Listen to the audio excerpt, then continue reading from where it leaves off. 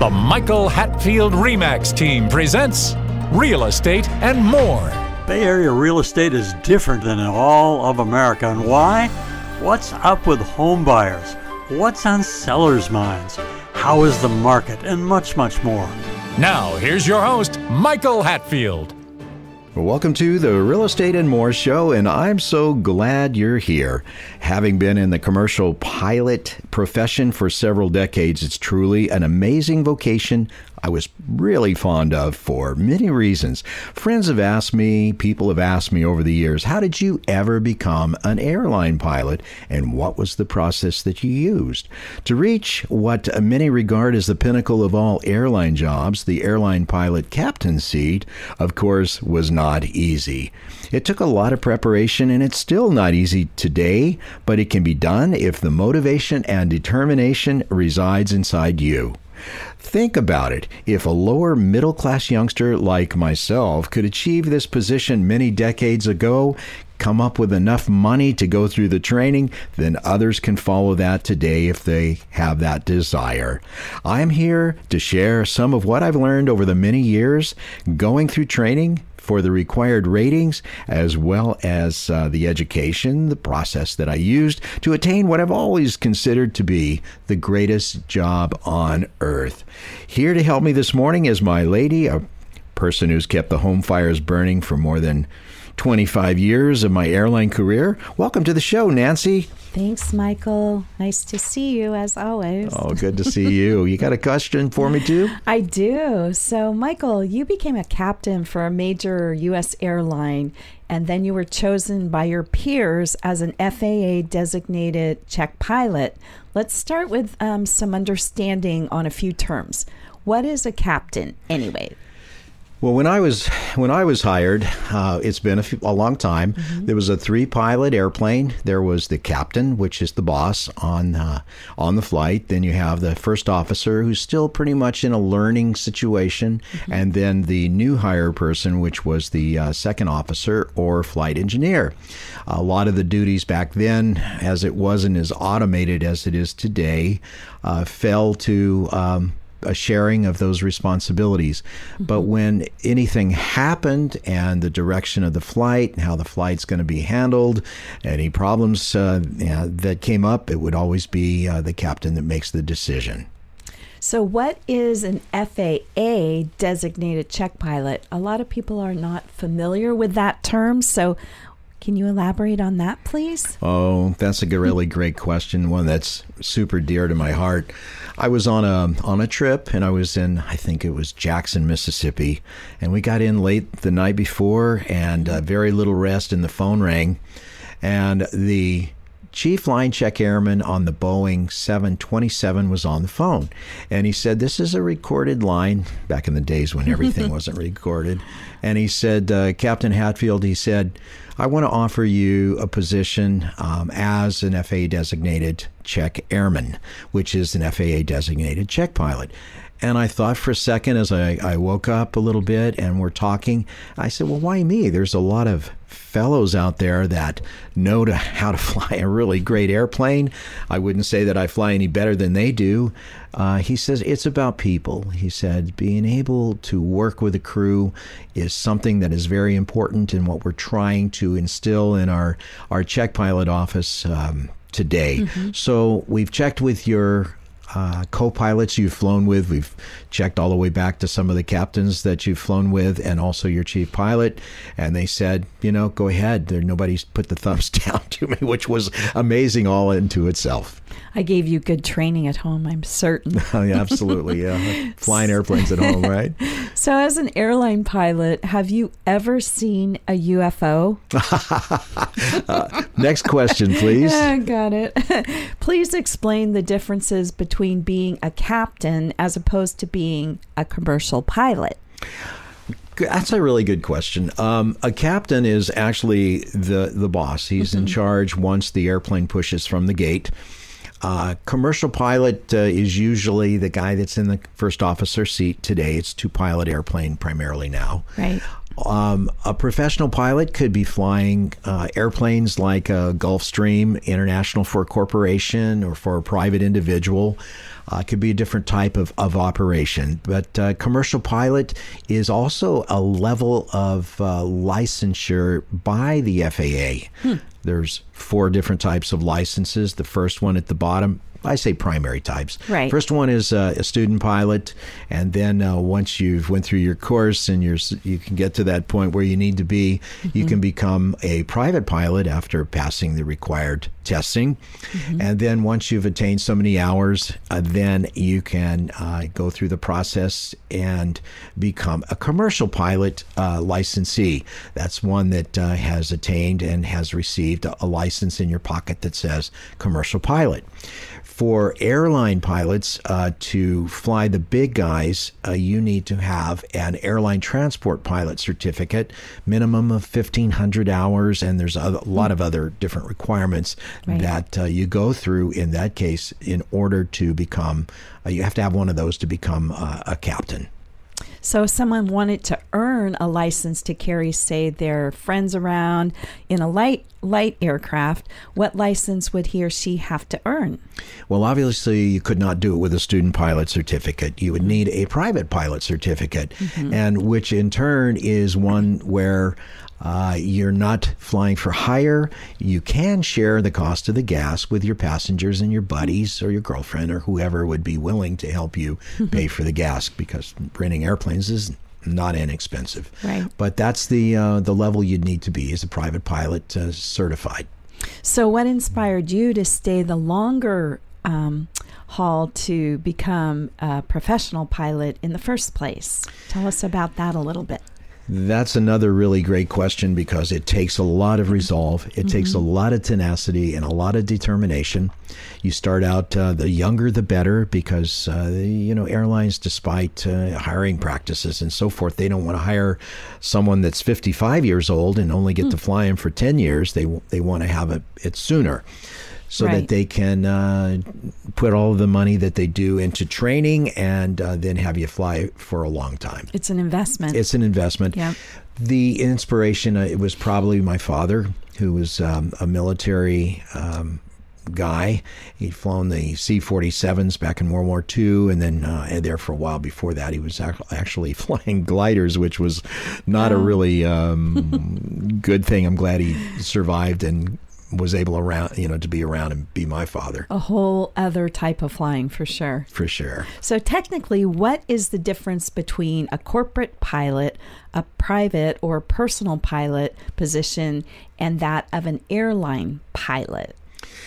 The corporate pilot is one that's well qualified, obviously, and is hired to fly an aircraft for a company or corporation. It's a term that we used. Oh, he's a corporate pilot for XYZ Corporation, and they have really great equipment to fly around their top level executives. And I know a lot of people are critical of corporations using funds to fly jet airplanes, because they are not inexpensive to operate. But if these fellows are doing $100 million deals, getting him face to face with the client is a very important thing to do. So a corporate pilot is one that works for a corporation. A personal pilot is one that flies either for hire or flies for money for a private individual, usually one that has wealth. A private pilot is, you can be referring to the license, which means that it's a person that has achieved a private pilot certificate and can fly friends and family around, not for hire. Which we've done some of that ourselves Yeah, for fun. Yeah, but, yeah, for sure. So can you describe for our listeners and our viewers the work that an airline pilot actually does? We're talking about an airline pilot. We're not talking necessarily about the captain. Right. The work that you do is obviously you got to show up for your trip. That's absolutely number one. You don't want to show up and have an hour late and have everybody sitting there waiting for you for departure and the airplane get out of sequence. These airplanes are put in sequence, and every day they fly usually as much as 20 hours out of 24, and they go from point A to B to C to back to D, wherever D may be. usually a maintenance base. And then the airplane pilots are put, and also the flight attendants are put on rotations that go in and out of those particular cycles. It's a complex thing to take, to keep track of, and the airlines do a marvelous job of it. Believe it or not, folks, they really, really do. So what does it entail? You show up for the trip. Usually I showed up always 2 hours before. If it was an international trip, 3 hours before, because there was so much more to do to fly the long range equipment to long range far out destinations. But you show up, you review the flight plan, you make sure the aircraft is ready to fly, or if it's in the process of maintenance work being done on it, you pay attention to that, make sure that it has been completed. And once it's been completed, then you work hand in hand with a dispatcher, which is in the operational control center, that provides the draft of the flight plan that you may use, because these flight plans are constantly changing in flight. They're not always cast in stone. In fact, they're really never cast in stone. So if it's going to have you fly to New York from the West Coast, they might have you going up over Denver. But by the time that you put weather in there, you may be, as the pilot, making a course correction to go south of the weather or go north of it, depending on what the weather is. Takes a lot to run an airline, more than I think sometimes people can even fathom, but that's just my thought. So an airline pilot, does he or she fly the same route every month? Like, how does that work out? And do you sit on reserve sometimes, just waiting for a call? Like, what can you talk about with regard to that? The same route every month if you're senior enough in your seat, meaning that you have been employed the longest. That's called seniority. Then you can choose what airplanes that you want to fly, and therefore each month when you bid to fly a certain set of trips, that you're given priority to do that.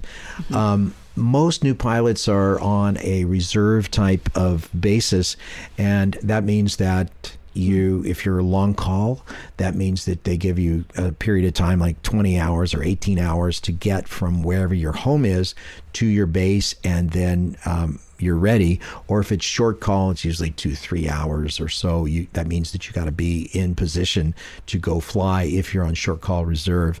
The most junior in seniority are in a position to where they are on reserve. Right. When you don't live at your base or very close to your flying base, it can make it a little more challenging to make sure that you get to your base so you're lined up for that next trip. So yeah, absolutely correct. It's interesting. You and I always chose to leave the family in one place, and then I would fly to whatever base I had at the time, because I would change every year, 2 years or so, what base that I would be flying out of. And if I were to take the family and move each time, it would be a reorientation for the children. And that's kind of a tough way to go. So we made the choice and said, okay, if I'm going to fly out of, Salt Lake or Los Angeles or Georgia or New York, that I would commute. And so when I bid whatever airplane I was going to fly, I always had to ensure that I wasn't having to go up to New York and sit on reserve and maybe or maybe not be flown on a reserve type schedule. Right. You did the heavy lifting, and there were lots of decision makings in the process. So well, I appreciate you saying that, but that's not the true statement. It's harder to raise children than to have a job going on, It's an adventure. It's always an adventure. Michael, how many types of transport aircraft did you fly in your airline career? I flew the 727 DC-10. I flew the L-1011 TriStar. I flew the Boeing 757, the narrow body. I flew the Boeing 767 in all of its versions, including the long-range 300 ER, which stands for extended range. Right. I loved every single one of them. They all had their own unique, wonderful characteristics, or a little bit, not as desirable, I think, with flying. I always remember you talking about the 757 dash whatever you were flying, or the 767 dash whatever. It was like, okay, what are you flying? Oh, okay, got it. But you could fly all of those once you were trained. So anyways, depending. But what was the largest aircraft you have flown in your career? The largest for me, the airline I flew with, pardon me there, did not have the 747 when I was there. And so the largest we had was the L-1011 TriStar, and it had a max takeoff weight of about 525,000 pounds. And passengers, and they're always changing passenger configurations. International, I think it was like 250 people. Domestic and also Hawaii was like 302 passengers on that airplane. Big machine. And they wanted to go there, get them to the islands. Yes.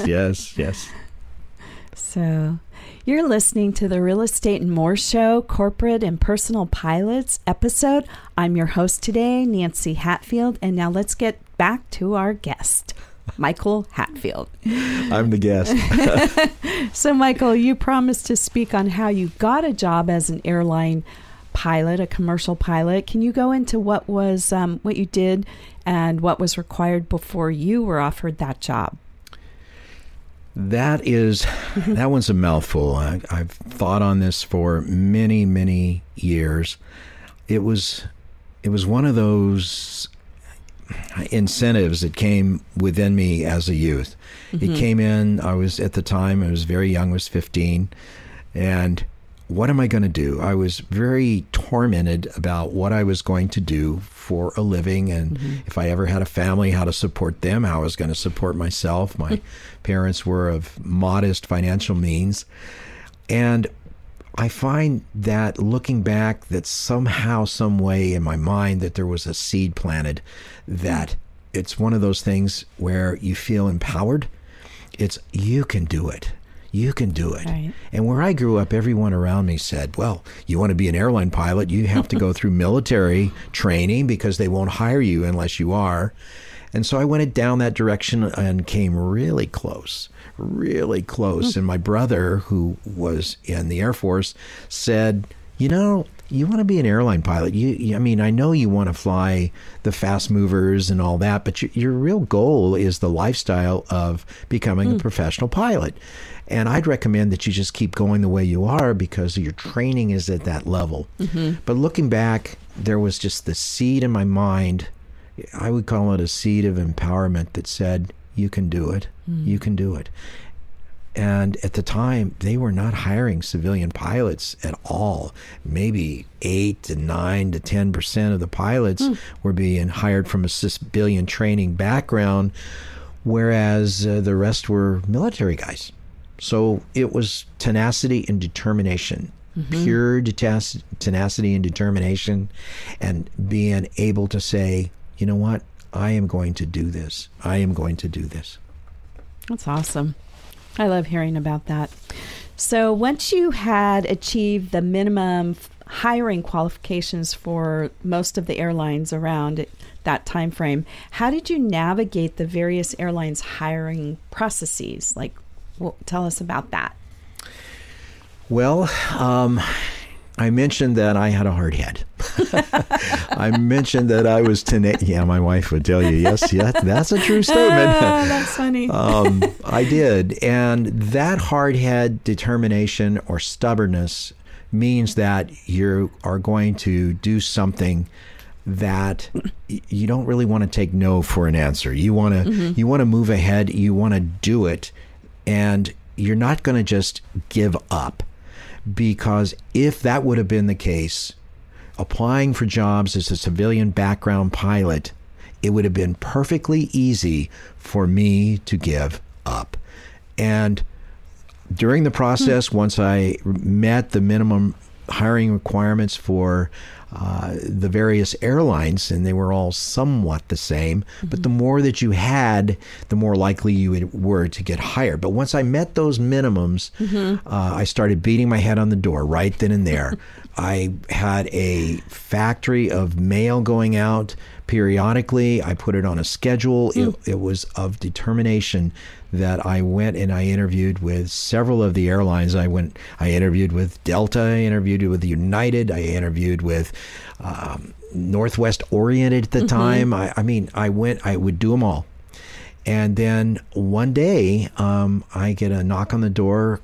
Well, knock on the telephone is more accurate, from Western Airlines, which became Delta Airlines later on. Right. I got a knock on the door from Braniff, which went out of business. And then I got a knock on the door from an old line cargo airline, very historical airline called the Flying Tigers, which became FedEx at one point. Yeah. And at that time, I just decided that maybe I don't want to fly all night with cargo all the time, and maybe flying passengers would be a nice thing. So I jumped on the hiring bandwagon with Western Airlines. So when you were trying to get your commercial airline pilot position, they were hiring primarily, like you said earlier, military background pilots, and then civilian were less than 10%. So what do you think it was for you why they were interested in you? Because of the number of hours that you had under your belt? Why do you think they hired you specifically? Another good question. When you go through the hiring process, and today it's different than what it was back then. Sure. They would call you in. They would, first of all, survey your application and look at your flying time and what you've flown and who you've flown, what you've done, how much multi-engine time that you've had. Then they would take and they would call you in for an interview, and you would sit and do a personnel interview. And then you would go home, and then a month later you would either go to the next step, which would be you would go in front of a pilot board of 3, and they would give you a thumbs up or a thumbs down.